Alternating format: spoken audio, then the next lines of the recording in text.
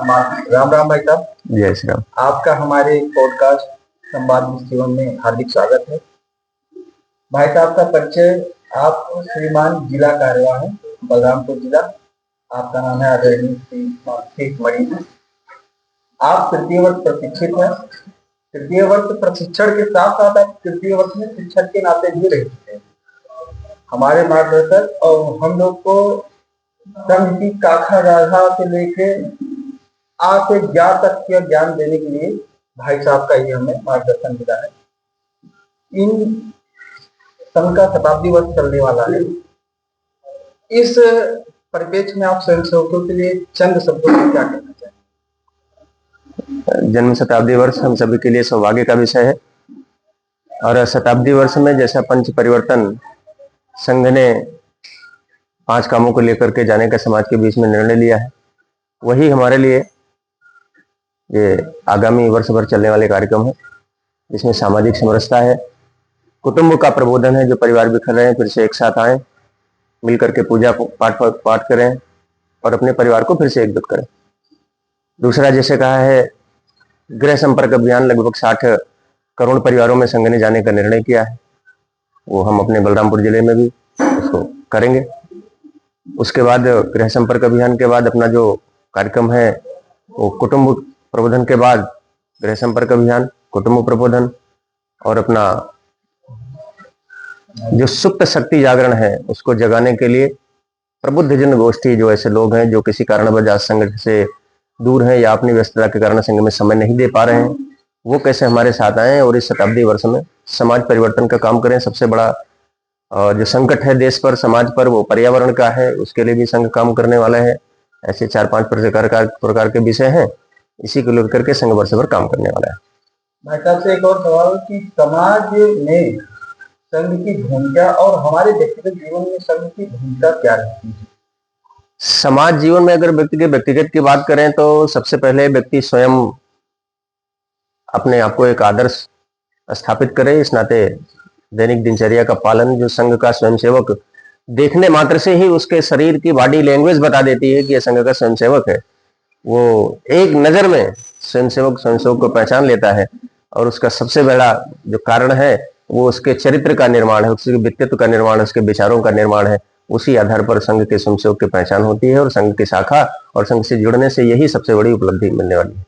हम अभी दीनदयाल शोध संस्थान में हैं, भोलेनाथ के चरणों में हम लोग बैठे हुए हैं।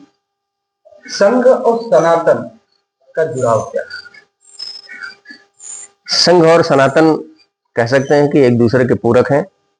जो हमारी सनातन पद्धति है, ऋषि मुनियों की जो परंपरा है, उसी को भी संघ ने आगे बढ़ाने का काम किया है। कोई नया काम नहीं किया है। परम पूज्य सरसंघ चालक जी भी कहते हैं, जितने भी सरसंघ चालक पूजनीय हुए हैं सबने यही कहा है और हमको दिखता भी है कि संघ ने कोई नया काम प्रारंभ नहीं किया है। जो हमारे महापुरुषों ने किया है उसी काम को आगे बढ़ाने का काम किया है। छोटा सा उदाहरण उसके लिए आप समझ सकते हैं, गुरु शिष्य की परंपरा जो आज से नहीं अनादिकाल से चली आ रही है।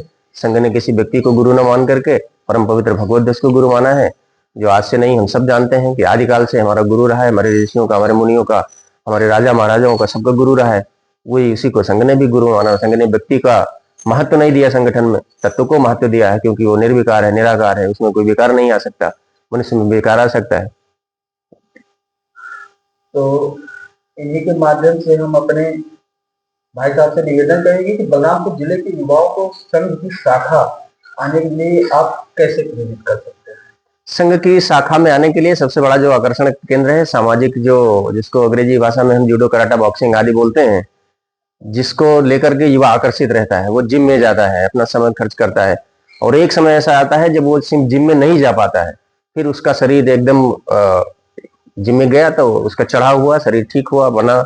लेकिन जिस एक समय ऐसा आता है जब वो जिम नहीं जा पाता है, समय का अभाव हो सकता है या कोई और परिस्थिति हो सकती है, मन में इच्छा रहती है लेकिन वो नहीं हो पाता है, तो वो आकर्षण का केंद्र है जो जूडो, कराटा, बॉक्सिंग है इस समय युवाओं के लिए।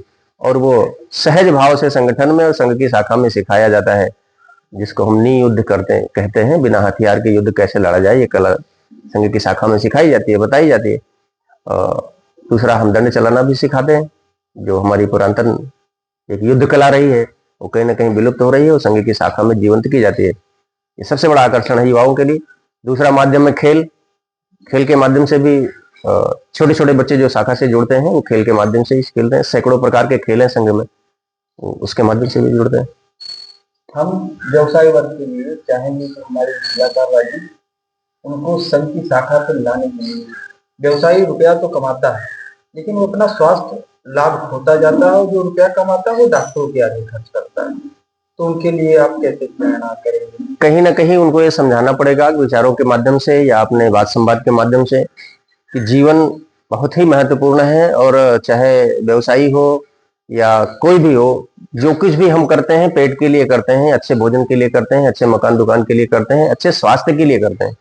लेकिन अच्छा स्वास्थ्य हमारा जब होगा कि जब 24 घंटे का समय है उसमें से 1 घंटे का समय निश्चित रूप से अपने लिए निकालना पड़ेगा, जिसमें केवल मेरे शरीर के लिए मैं उसके लिए क्या उपक्रम करता हूं इस पर विचार करना पड़ेगा।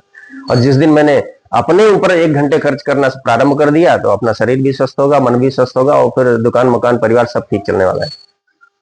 तो भाई साहब हमारे पॉडकास्ट में आए इसलिए हम भाई साहब का आभार व्यक्त करते हैं, और अपने सभी स्वयंसेवक और वीडियो देख रहे साथियों से निवेदन करेंगे कि आपका प्यार हमेशा मिलता रहे। जय श्री राम।